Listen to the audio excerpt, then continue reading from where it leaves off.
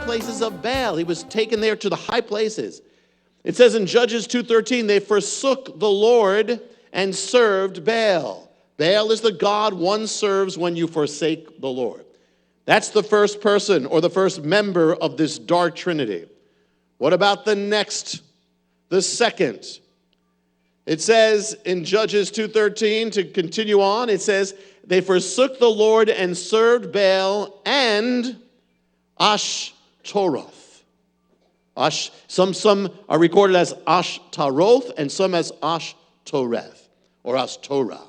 Judges 10:6. The children of Israel again did evil in the sight of the Lord and served the Baals and Ashtoreth.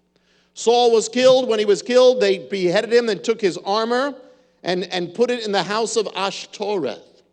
It says of Solomon in 1 Kings 11:5, for Solomon went after Ashtoreth, the goddess of the Sidonians. 2 Kings 23:13, and the high places that were around Jerusalem, which were on the right hand of the mountain of corruption, which Solomon, king of Israel, had built for Ashtoreth, the abomination of the Sidonians. Who was Ashtoreth? The Phoenicians called her Ashtart or Astart. The Arabs called her Atar or Athtar. And the Babylonians called her Ishtar. The Greeks would call her Aphrodite. Also Artemis would be a combining of who she was. She was worshipped in that city in Acts where they almost killed the disciples, where they say, great is Artemis. Also known as Venus later on. And the planet Venus was her sign in the heavens. Ashtoreth, but originally from the Middle East. Judges 10:6. And the children of Israel again did evil in the sight of the Lord and served the Baals and Ashtoreth. Notice she was linked to Baal. She was considered Baal's female counterpart. She was also linked to fertility. She was considered the lover of Baal, and also the female version of Baal. She was kind of like Mrs. Baal. If Baal was the god of fertility and productivity and increase, Ashtoreth was the goddess of lust and sexuality and sexual immorality.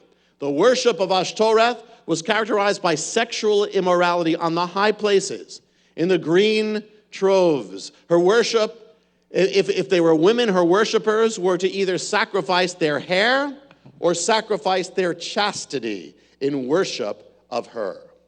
Her chief worship was in Babylon, as she was known as Ishtar, and where the worship was done through prostitution. Prostitution was practiced in her temples.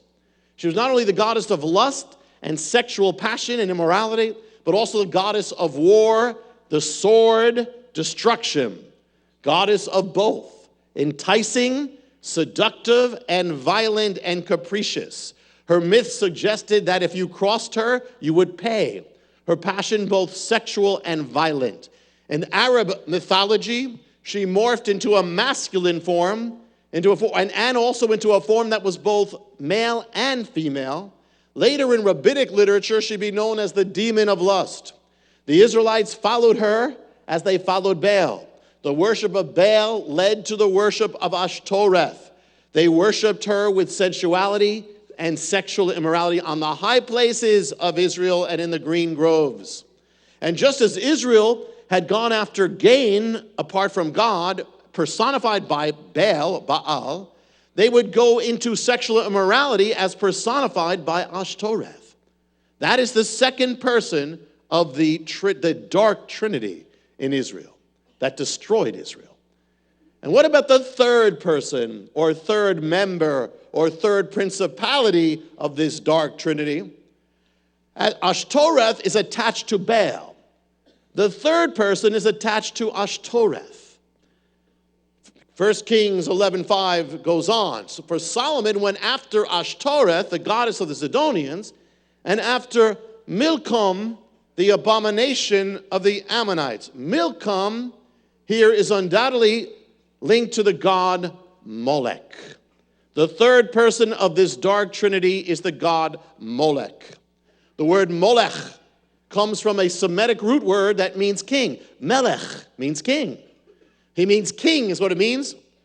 Molech, he was worshipped by the Canaanites, the Phoenicians in North Africa. In Greek, it was said that his counterpart in their gods was the god Kronos, the god who ate his children.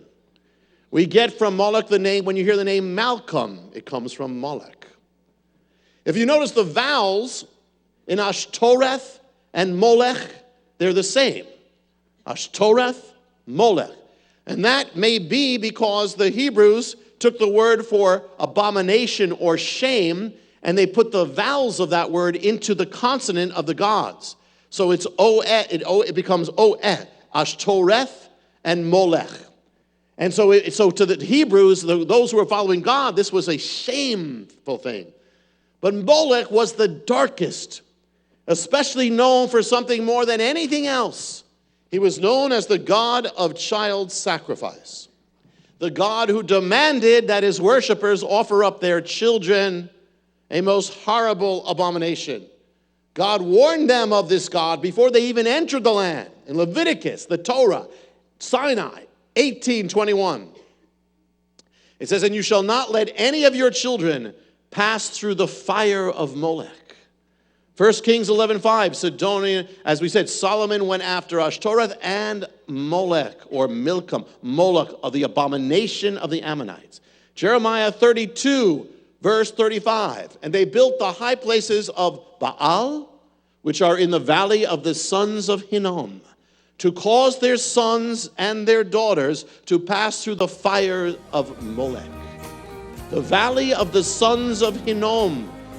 Or in Hebrew, you could see it, those who will be going to Israel, you can see the valley. It is called the valley of Hinnom. And there, that's where they offered their children. So cursed was that place, was that valley. That valley in Hebrew is called Hinnom, valley of Hinnom, Gehinnom, from which we get the word Gehenna, which became the picture of hell. Molech was represented by a huge